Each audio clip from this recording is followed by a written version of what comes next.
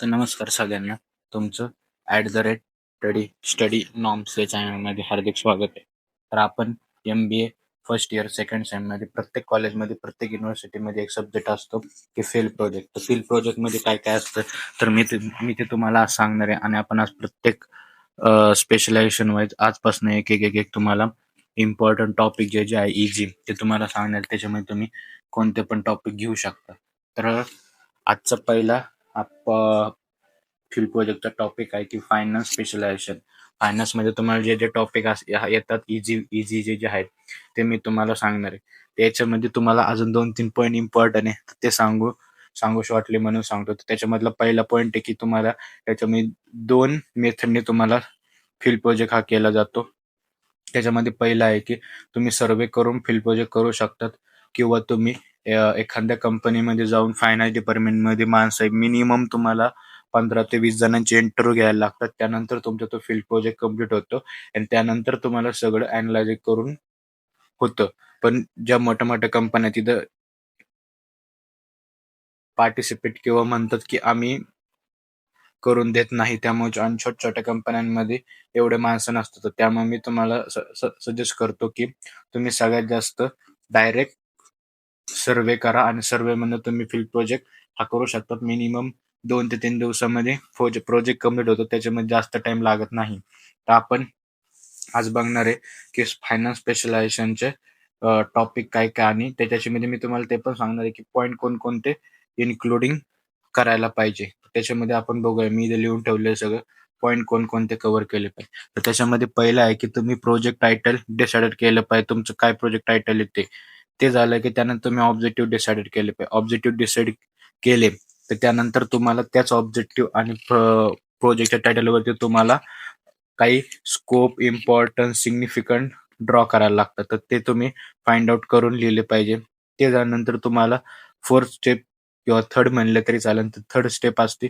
तुम्हाला क्वेश्चनर बनवायला लागते पहिल्यांदा. तुम्ही जो प्रोजेक्ट घेतलाय आणि जे रिलेटेड ऑब्जेक्टिव्ह आहे त्याच्यावरती तुम्हाला एक काय म्हणतात की क्वेश्चनर बनवायला लागते. क्वेश्चनर बनवली तर त्यानंतर तुम्हाला सर्वे करायला लागतो. सर्वे हा मिनिमम 100 लोकांचा पाहिजे. मॅक्झिमम तुम्ही किती पण घेऊ शकतात आणि प्रत्येक कॉलेजमध्ये हे सॉफ्ट कॉपी मागे जाते. मिनिमम तुम्हाला 20 तर सॉफ्ट कॉपी झेरॉक्स काढून त्या क्वेश्चनरचे ते पण लोकांकडून बनवून घ्यावे लागणार आहेत आणि त्याच्यामध्ये प्रत्येक प्रोजेक्टला तुम्हाला जिओ टॅगचे फोटो वेगवेगळ्या लोकेशनचे ऍड करायला लागणार आहेत. ते झाल्यानंतर तुम्ही डेटा कलेक्ट केला, क्वेश्चनर बनवली.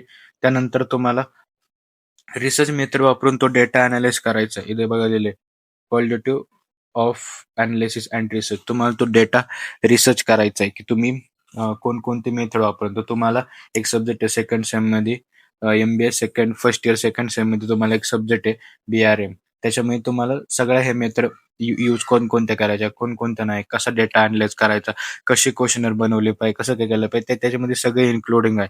त्यामुळे तुम्ही त्या सब्जेक्टचे 1-2 लेक्चर केले किंवा युट्यूबला बघितले तरी ते होऊन जातील. ते झालं. त्यानंतर तुम्हाला आता तुम्ही डेटा अनालिसिस केलं, सगळं केलं. त्याच्यामध्ये तुम्हाला फाइंड आउट तुम्ही केलं ना की प्रॉब्लेम सॉल्व्हिंग काय असलं पाहिजे, लोकांचे प्रॉब्लेम काय, ते आपण कसे सॉल्व्ह केले पाहिजे. त्यांना तुम्ही आता प्रत्येकाने फॉर एक्झाम्पल आपण एक टॉपिक घेतला digital banking awareness and challenges. त्याच्यामध्ये तुम्ही जास्त लोक कशाला फ्रॉड फेस करतात, प्रॉब्लेम हॅकिंग किंवा फ्रॉडला करतात किंवा OTP ला करतात, वन टाइम पासवर्डला. तर त्यामुळे ते तुम्ही लोकांना सजेस्ट केलं पाहिजे. काय केलं पाहिजे तुम्ही, काय नाही, हे तुम्ही सगळं लोकांना सांगितलं पाहिजे. त्यानंतर तुम्ही जे आत्ताच मी तुम्हाला जसं सांगितलं, तुम्हाला 20 हे पॉइंट 20 लोकांच्या तुम्हाला सॉफ्ट कॉपी पण घ्यायला लागणार. त्यात तुम्ही घेतल्या तरी इथे तुमचं डॉक्युमेंटेशन पण होणार आहे आणि डॉक्युमेंटेशन घेतलं की प्रोजेक्ट 90% ते प्रोजेक्ट झालेला आहे. फक्त तुम्हाला तो लास्टला तुम्हाला त्याच्यामध्ये ऍड करायला लागतं पॉइंट की तुमच्या मते फाइंडिंग काय, सजेशन काय, कन्क्लुजन काय आणि मेन म्हणजे रिव्ह्यू ऑफ लिटरेचर. हे एवढे पॉइंट तुमचे आले पाहिजे.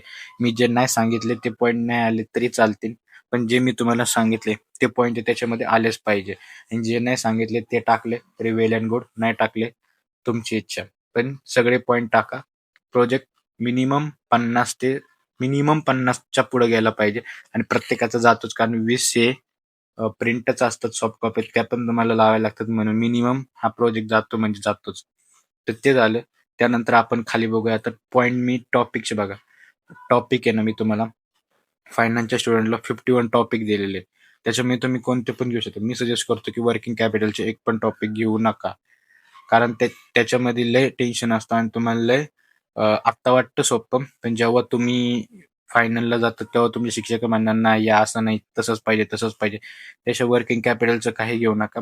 तुम्हाला घ्यायचंय ना, हे बघा मी इथं वरती पहिले 11 लय म्हणजे लय सोपे दिले. मी तुम्हाला आता जर सांगितलं digital banking awareness and challenges एक तुम्हाला सांगितलं. नंतर कॅपिटल बजेटिंग प्रत्येक कंपनीमध्ये कसं करतात ते पण तुम्ही तो सेकंड वाला टॉपिक घेऊ शकता. नंतर कंपनीचं फायनान्शियल अॅनालिसिसचं रेशो अॅनालिसिस करू शकतात. नंतर प्रॉफिटेबिलिटी रेशो, लिक्विडिटी रेशो काय असतो, नंतर नंतर प्रॉफिटेबिलिटी रेशो नंतर हां, ते तुम्ही रेशो अॅनालिसिस करू शकता त्याच्या बदले. ते झालं. नंतर तुम्हाला फोर्थ दिलंय की cost control and cost reduction.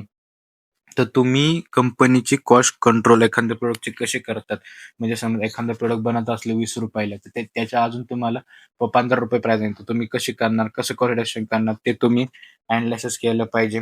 ते एक झालं. त्यानंतर आत्ताच्या फायनान्सच्या म्हणण्याचं सगळ्यात पूर्ण स्टॉक मार्केटचं सगळ्यात जास्त नॉलेज आहे आणि ते यूज पण करतात. तर त्यामुळे तुम्ही बघा मी इथून दिलेले 8 पासून खाली 11 पर्यंत तुम्ही हे टॉपिक घेऊ शकतात. या टॉपिकमध्ये बघा काय-काय दिलेलं आहे मी. त्याच्यामध्ये दिलंय की तुम्हाला दिलेलं आहे हां, तुम्ही स्टॉक मार्केटमध्ये तुम्ही हा टॉपिक घेऊ शकतात की तुम्ही आपल्या 2 कंपन्यांचं टाटा, एम-आर-एफ किंवा टाटा, इन्फोसिस अशा वेगवेगळ्या कंपन्यांचं कंपॅरिझन करून त्याची क्वेश्चनेअर बनवून तुम्ही प्रोजेक्ट करू शकतात किंवा mutual fund performance evaluation. Mutual fund कोणकोणतं म्युच्युअल फंड कसं परफॉर्म करतो तुम्ही ते त्याच्यावरती प्रोजेक्ट बनवू शकतात आणि तुम्ही नंतर पोर्टफोलिओचं डायव्हर्सिफिकेशन कसं करतात, तुम्ही त्याच्यावर पण बनवू शकता. कारण तुम्ही एकाच याच्यामध्ये इन्व्हेस्टमेंट तर नाही करू शकत. नंतर तुम्ही रिस्क अॅनालिसिस म्युच्युअल फंड कसे करता, म्हणजे तुम्ही तुमची जी कंपनीची रिस्क आहे, तर ती अॅनालिसिस कंपनीची म्हणतो सॉरी म्युच्युअल फंडची जी रिस्क आहे, तर ती तुम्ही कशी अॅनालिसिस करतात, तुम्ही कसं रिस्क मॅनेजमेंट कसं करतात, कसं डायव्हर्सिफिकेशन करतात लोकं, तर ते तुम्ही त्याचा एक प्रोजेक्ट करू शकता. म्हणजे जे आपल्याला इझी त्याच्यामधनं करा. अवघडात जाऊ नका सगळेजण. आणि बघा इथं तर मी बाकीचे दिले. तुम्हाला जे पाहिजे ते घ्या. नंतर हे बघा दिले इथं study of various loan scheme. कोणकोणत्या लोन स्कीम असतात. आता car loan, bike loan, education loan, नंतर काय नंतर असतं आपलं गोल्ड लोन असतं. असे वेगवेगळे लोन असतात. तर त्याच्यावर तुम्ही करू शकता. नंतर इथं बाकीच्या खाली बरेच दिलेले की पॉइंट आहे बघा. तुम्हाला जे जे वाटेल त्याच्यावर करा. मी तर म्हणतो जे पहिले 15-20 आहेत ते त्याच्यामध्येच करा.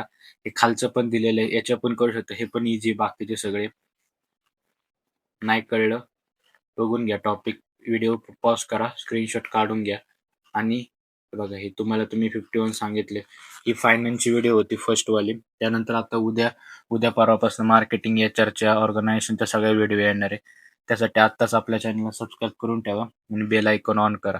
आणि तुम्हाला अजून एक गोष्ट सांगायची आहे की डिस्क्रिप्शनमध्ये आपल्याला मी लिंक देणार आहे. तर त्या लिंकवरती तुम्हाला प्रोजेक्ट बघायचा असेल एक एक्झाम्पल म्हणून, तर त्या लिंकवरती क्लिक करा आणि तो प्रोजेक्ट तुम्ही बघू शकता. तुमच्या काही क्वेरी असतील, डाऊट असतील, तर तुम्ही मला कमेंट करा आणि तुम्हाला एखाद्या प्रोजेक्टची पूर्ण स्टार्टिंग टू एंड बनवून पाहिजे असेल किंवा कसा बनवायचा त्याची पण व्हिडिओ पाहिजे असेल, तर ती पण कमेंट करा. तुम्हाला ती पण व्हिडिओ भेटून जाईल.